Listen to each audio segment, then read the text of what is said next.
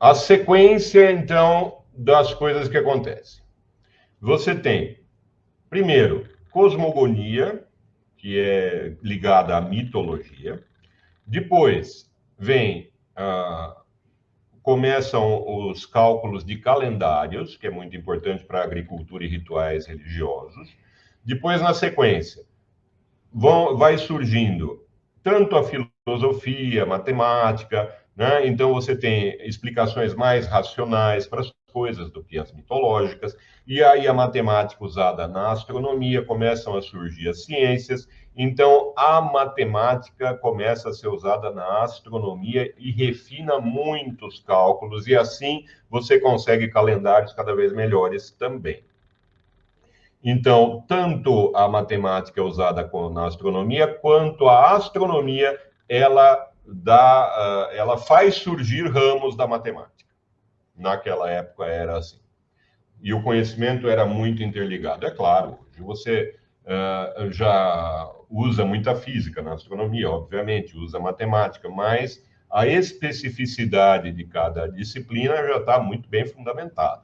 Naquela época as coisas estavam surgindo ainda. Então, você tem a astronomia matemática dividida em duas partes. A primeira, eu já falei, se estende desde algum tempo, provavelmente no segundo ou início do primeiro milênio antes de Cristo, até aproximadamente o início da Era Comum.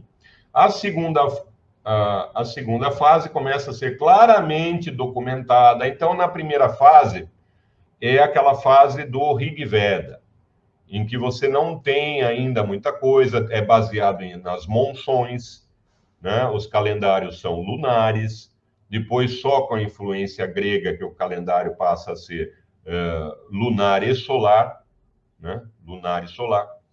E aí você tem que a segunda fase começa a ser claramente documentada perto do primeiro milênio depois de Cristo, e continua até o século XIX, início do século XX, quando a Yodsha tradicional, Yodsha é astronomia, traduzido do sânscrito é astronomia. Yodsha tradicional foi parcialmente fundida e suplantada pela astronomia moderna de fontes europeias. Mas até o começo ali do século XX, você tinha um ótimo desenvolvimento da astronomia na Índia. Nós vamos ver o Aryabhata, inclusive. Então, aqui, instrumentos usados, né, na antiga Índia, o Jyotisha Vedanga, ou então esse Yotsha, é astronomia, Vedanga parte dos Vedas, também se refere à medição de períodos de tempo cada vez mais curtos por meio de relógios de água. Então, gente, a medida do tempo também é muito importante. Hoje nós conseguimos medir, sei lá, microsegundos, né, femtosegundos, mas naquela época não. As medidas eram, além de ser muito imprecisas, tanto medidas de comprimento, área, volume, medida de tempo, tudo isso era muito impreciso. Então, e as medidas eram mais grosseiras. Você não tinha, por exemplo, isso aqui é tantos milímetros, tantos microns. Não tinha esse tipo de coisa. Assim como décimos de segundo. Não, de forma alguma. Então, isso veio com o tempo. Os primeiros relógios eram relógios de água e também relógios de sol. Quando se fala em gnomon, gnomon é a haste do relógio de sol. Então, aqui você tem um gnomon. É só enfiar um pedaço de madeira ali no chão, você tem um gnomon, né? Que é justamente a haste de um relógio de sol. Aí seguia pela sombra ali. Isso. Seguia pela sombra para saber o horário, né? É claro que isso não vai ter a precisão de jeito nenhum que nós temos hoje para medida de tempo. Então, as medidas cada vez mais de tempos cada vez menores também vão se tornando importantes, inclusive para o cálculo astronômico. Medidas de ângulos cada vez menores, medidas de tempo cada vez menores. Então, nos primeiros séculos da Era Comum, a Era Cristã, suas principais características, aqui estou falando da astronomia indiana, suas principais características compartilhadas com outros povos são uma Terra esférica Isso nos primeiros séculos, século II ali, já o conceito de terra esférica já estava expandido por todo o mundo. Então, já era comum a todas as civilizações ali, o conceito de terra esférica. Então, no século II, você pegar Eratóstenes é de 300 a.C., o Aristóteles é de 381 a.C., Pitágoras é de 500 a.C., e esses gregos já falavam de terra esférica, 500 a.C., mas considerando um conhecimento comum às várias civilizações da época, você pega ali mais ou menos em 200 antes de Cristo, 200 depois de Cristo, todo o mundo já sabia que a Terra era esférica. Isso 200 depois de Cristo. Então, os indianos consideravam a Terra esférica no centro de um cosmos esférico. Gente, essa questão de esfera, ela vem também da simbologia do perfeito. Então, a perfeição estava no formato esférico, né? Aristóteles considerava também a esfera. Então, por isso, o Ptolomeu insiste tanto em órbitas esféricas. Tem uma influência muito grande de Aristóteles, né? E o Ptolomeu, ele vai... Ptolomeu é de 176, ele nasceu em 176 depois de Cristo. Então, e Aristóteles, 381 antes de Cristo. Então, essa influência de Aristóteles foi até a Idade Média, né? Aristóteles influencia muito. E então, influencia a astronomia árabe, não é isso? Sim, tem influências na astronomia árabe, na indiana. A indiana influencia a árabe também. A indiana, mas quando você pega essa época, em 200 depois de Cristo, a influência grega já é enorme, né? Em todos os pontos. E aí, por conta dessa influência de Aristóteles, a insistência de Ptolomeu nas órbitas circulares, usando depois só com Kepler que você vai ter órbitas elípticas. Mas essa insistência no circular, ela é por conta da perfeição da forma.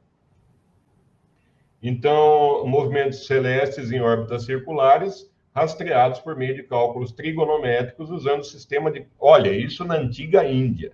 Usando sistemas de coordenadas esféricas e modelos orbitais semelhantes, embora não idênticos, aos arranjos de excêntricos e epiciclos de Ptolomeu, da astronomia ptolomaica. Excêntricos e epiciclos, nós vamos ver exatamente o que é na parte da arqueastronomia grega, que eu vou falar do Almagesto, de Ptolomeu, etc. Então, vamos ver exatamente o que são excêntricos e epiciclos depois.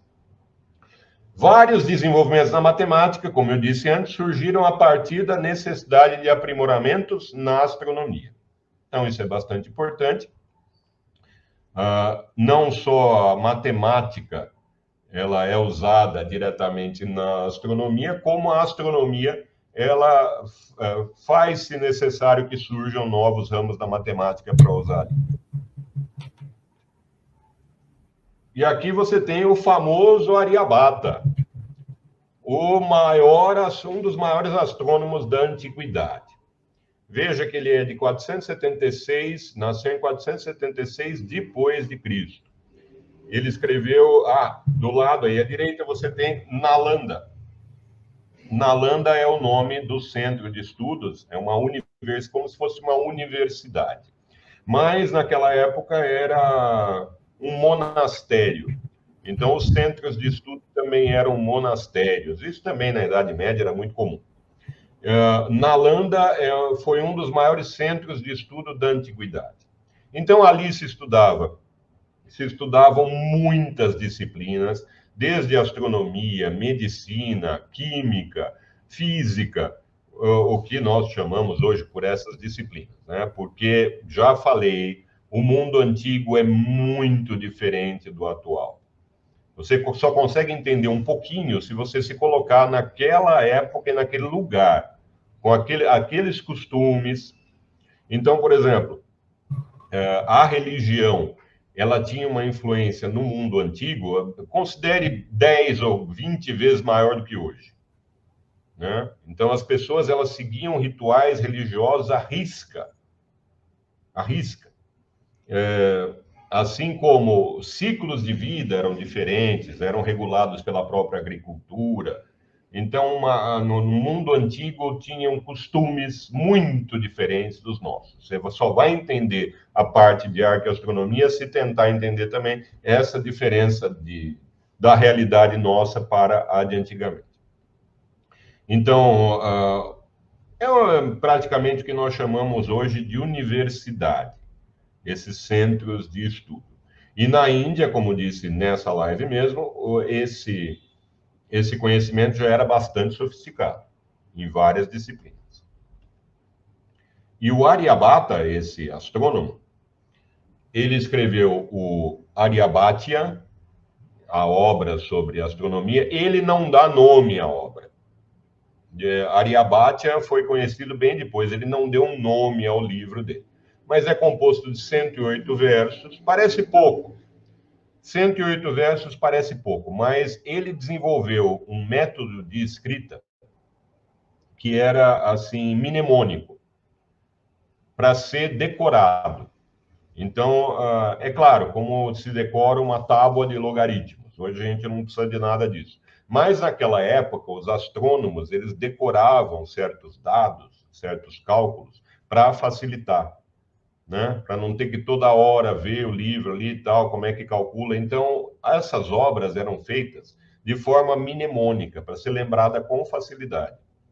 E para fazer isso, ele usava um sistema em que os números eram letras, por exemplo. Então, isso deixou a obra muito mais condensada.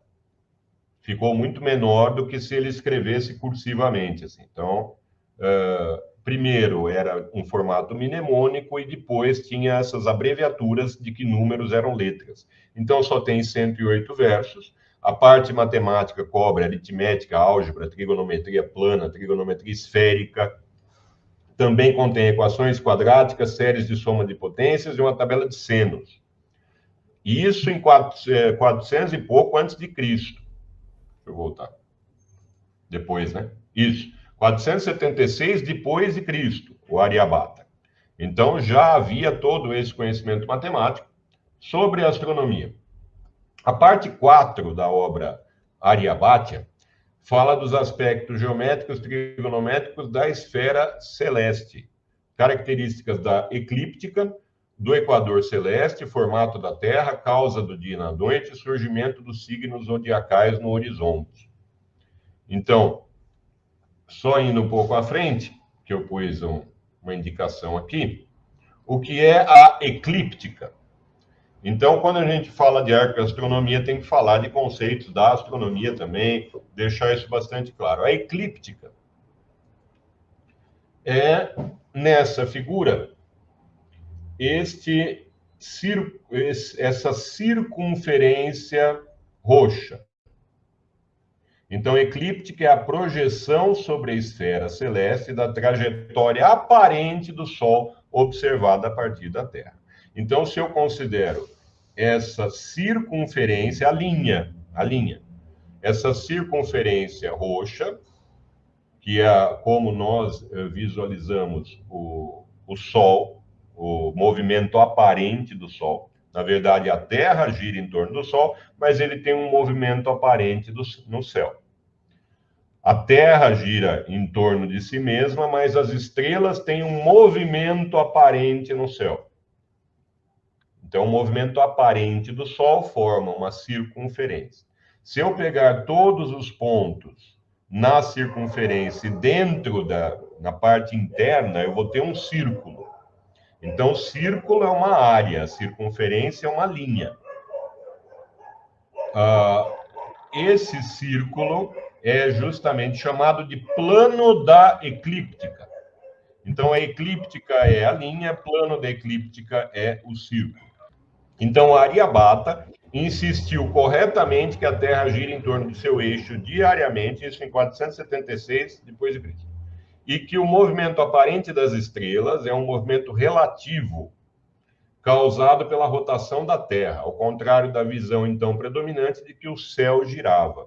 Então, Aryabhata, já em 400 e pouco ali depois de Cristo, ele já insistia nessa ideia, né, que depois se provou mais do que evidente, de que a Terra girando, você tem um movimento aparente das estrelas. Não é a cúpula de estrelas que gira. Não é o universo que gira em torno de nós. Isso não tem o menor sentido, né? Então, é a Terra girando é que tem um movimento aparente de estrelas. Isso o Aryabhata já tinha percebido. E ele também calculou o perímetro do Equador com um erro de 0,27%, o que é bastante precisão para a época. E π com erro de 2 partes em 1 milhão. Foi o cálculo do π que possibilitou a ele calcular o equador terrestre, o perímetro do Equador, com muita precisão.